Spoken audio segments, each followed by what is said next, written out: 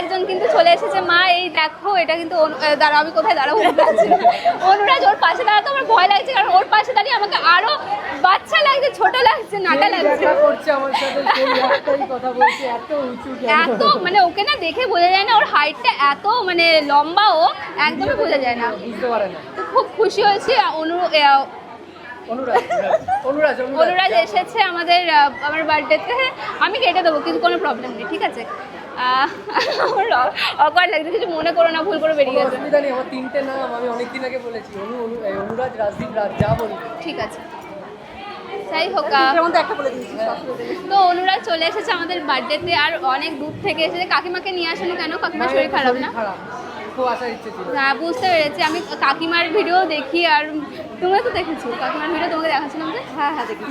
মা বলছিল কাকিমার কথা। আমার মা না আমার দিদি।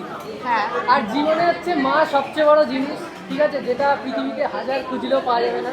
তাই আজকে অঙ্কিতা মায়ের এত সুন্দর একটা জন্মদিন পালন করছে, দেখে ভালো লাগছে।